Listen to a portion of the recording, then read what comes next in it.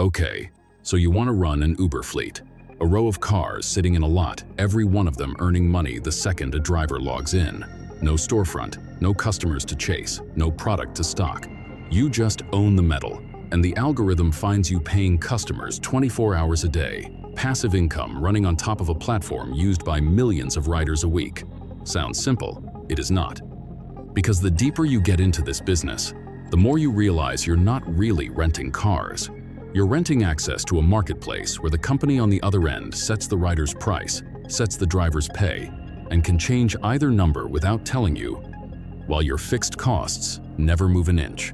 Before the money, let's break down what running an Uber fleet actually means, because it's at least 4 different businesses wearing the same name. At the bottom is the owner-operator with a handful of cars, usually family, renting them out informally. Barely a business, more of a side hustle with a spreadsheet. One tier up is the institutional rental program, and this is where most of the industry actually lives now. Hertz runs an Uber marketplace, charging $214 to $280 a week per vehicle, with a required 30-trip weekly minimum and maintenance included. Avis runs a similar partnership at $250 to $300 a week.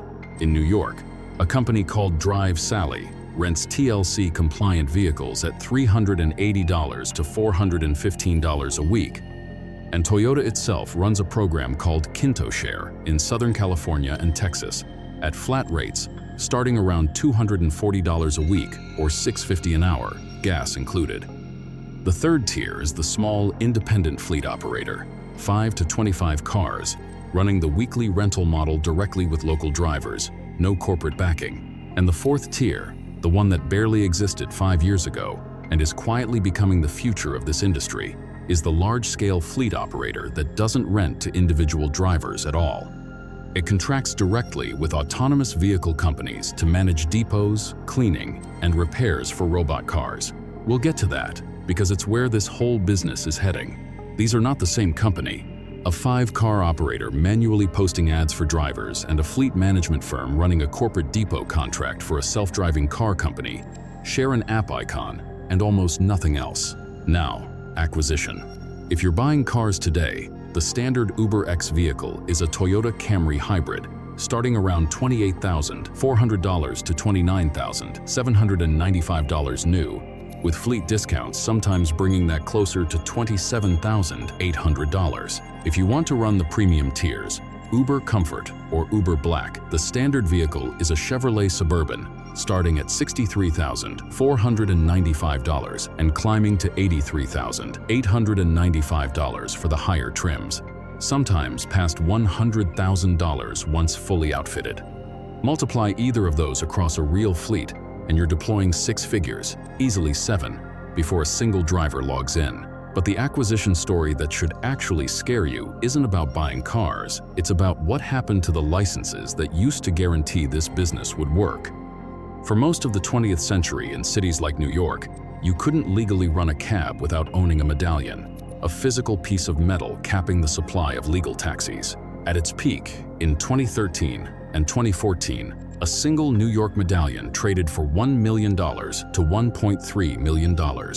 Banks wrote loans against them like mortgages. By 2018, that same medallion was worth under $200,000. By the summer of 2019, prices bottomed out between $110,500 and $137,000. When banks foreclosed in early 2020, minimum auction bids were set as low as $90,000. Boston's medallions did the same thing, peaking at $700,000 in 2014 and collapsing 95% to around $40,000 by the end of 2018. And Chicago's medallion market, worth an estimated $2.5 billion in 2013, with average prices near $385,000, had fallen so far that by 2026, transfer records show medallions changing hands for $5,000 to $7,000. A license that once cost as much as a house now trades for less than a used car. Now the hidden costs nobody budgets for. Commercial insurance is the big one, and it depends entirely on geography. In a standard market like Texas, Florida, or California, Fleet operators pay somewhere between $1,800 and $2,500 per vehicle per year in commercial coverage. In New York City, where the TLC mandates commercial liability limits of $100,000 per person and $300,000 per accident, plus mandatory no-fault injury coverage up to $200,000. That same policy runs $7,500 a year for experienced operators and can exceed $10,000 to $15,000 for newer fleets. Add TLC licensing on top, $252 every 3 years for the driver's license, $550 every 2 years for the vehicle license, inspection fees, and a commercial motor vehicle tax of $400 a year. Total fixed cost per vehicle in a standard market runs $3,100 to $4,750 a year. In New York, it runs $7,575 to over $18,500 a year on the exact same car. And then there's the infrastructure mistake that should be taught in every business school case study on fleet electrification. In October 2021, Hertz announced it would put up to 50,000 Teslas into the Uber network by 2023, part of a 100,000 vehicle commitment to electric rideshare cars. Cheaper fuel, supercharger access, premium fares. It looked like the future. By late 2024, Hertz was forced to write off $1.3 billion in a single quarter and liquidate 30,000 electric vehicles because Tesla kept slashing its own new car prices, which destroyed the resale value of every Tesla Hertz already owned.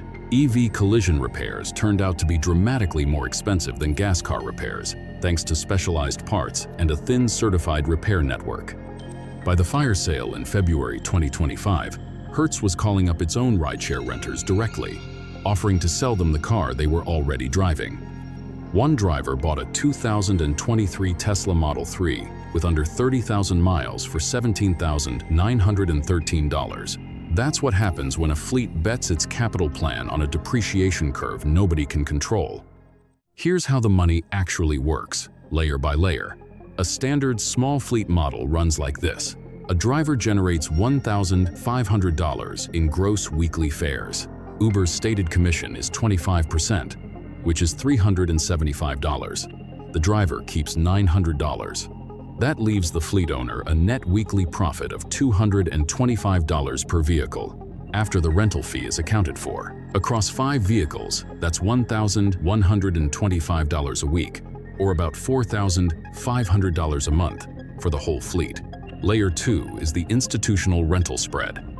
Companies like Hertz and Avis charge weekly base rates in the $214 to $300 range and build maintenance and insurance into that number, taking a cut before the driver ever sees a fare. Layer 3 is scale-based cost reduction. Once a fleet has 5 or more vehicles, commercial insurance premiums typically drop 15% to 30% per vehicle. Large operators also run their own depots, doing maintenance and tires in-house at wholesale cost, instead of paying retail shop prices, which quietly widens the margin on every single car in the fleet. Layer 4, and this is the newest and most important one, is the corporate contract. Instead of renting cars to individual drivers at all, large fleet operators are starting to sign B2B contracts directly with autonomous vehicle companies to manage the physical side of robotaxi operations, cleaning, repairs, depot logistics, for a stable fee that has nothing to do with how many riders show up that day. Here's the structural vulnerability that's the whole thesis of this video. Uber does not just take a cut of the fare. It sets the rider's price and the driver's pay independently, using 2 separate algorithms that don't have to agree with each other. Uber's own disclosures put its mobility take rate at 29.9% in the 4th quarter of 2025, and it argues the real number, after taxes and insurance costs, is closer to 21%. Independent researchers disagree sharply. A study out of Columbia Business School puts Uber's effective US take rate above 50%. The National Employment Law Project measured it at roughly 42% by the end of 2024, up from 32% before Uber introduced its current pricing system.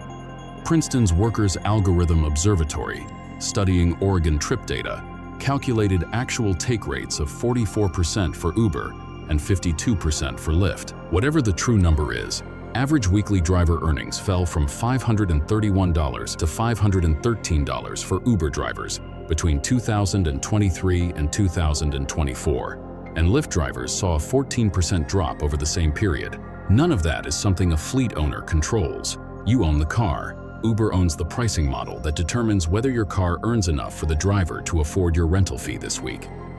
That vulnerability is the entire New York Medallion story. The Medallion was supposed to be the moat, a government-capped monopoly that made the license itself a retirement plan. Then a platform arrived that didn't need a Medallion at all, and it didn't just compete, it collapsed the asset by roughly 90% within half a decade.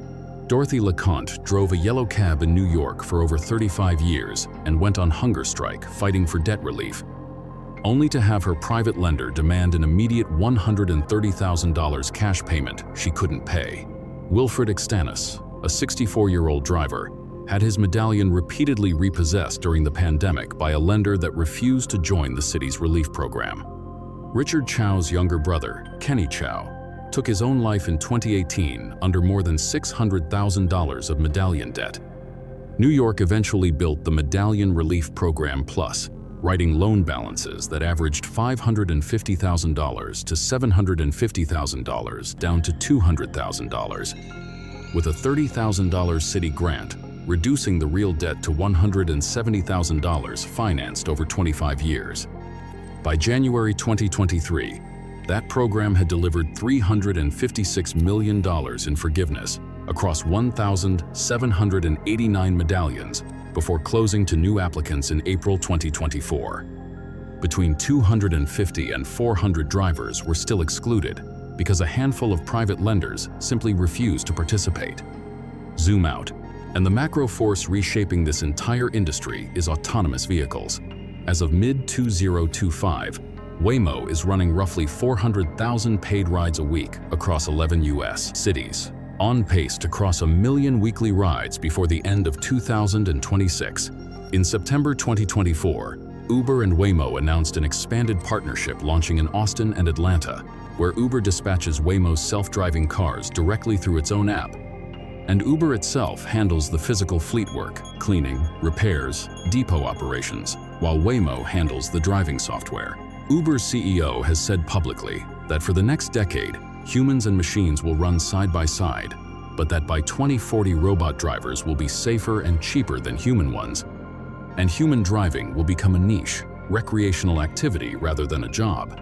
That's not a distant hypothetical for a fleet operator. It's the reason Avis signed a multi-year deal in July 2025 to become Waymo's primary fleet operations partner in Dallas, managing depots and vehicle readiness instead of renting cars to human drivers at all. And that's the honest answer to why serious, well-capitalized players are still moving into this space. Even knowing everything above, they're not betting on the driver rental model long-term. They're positioning to become the physical operations layer underneath a robotaxi network, a stable corporate services contract, instead of a volatile consumer leasing business. That's a fundamentally different business than renting a Camry to a driver for $300 a week, and it's the version of this industry that actually looks durable. Now, the honest math for the business most people are actually picturing. Goodyear, a 5-car fleet, standard weekly rental model, $1,500 gross fares per vehicle, 25% Uber commission. Driver keeps $900, you net $225 per vehicle per week. That's $4,500 a month, roughly $54,000 a year, against maybe $150,000 in vehicle capital and standard market insurance and maintenance costs of $3,100 to $4,750 per car annually. Modest, but real. Bad year.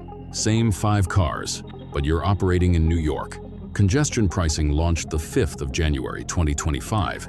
Adding a $1.50 per trip surcharge on top of existing fees, pushing total rideshare surcharges to $4.25 a trip before the fare even starts. A study of TLC data found total high-volume rideshare trips fell nearly 6% after the toll launched, and shared rides specifically collapsed by over 38%. On top of that, platforms had spent 2024 quietly locking drivers out of the app during slow hours to avoid minimum pay rules, meaning your rented cars sat idle mid-shift with no driver able to log in and no fare coming in. until the TLC finally banned the practice in June 2025. Your insurance alone in this market runs $7,500 to $15,000 per vehicle a year instead of $2,500. Utilization drops, fares drop, and your fixed costs, the ones tied to owning the car, not to how much it's driven, don't move at all on the same 5-car fleet. In that environment, you're not clearing $54,000. You're closer to breaking even or losing money once a single vehicle needs an unplanned repair. The gap between those 2 years was never about how hard you worked or how well you maintained the cars. It was set by an algorithm you'll never see, running on a platform that can lock your driver out of his own shift with 72 hours notice, in a business where the license used to be the safest asset in America until the day it wasn't. You bought the cars, you own the metal, but the row of vehicles sitting in that lot was never really your business. It was always Uber's.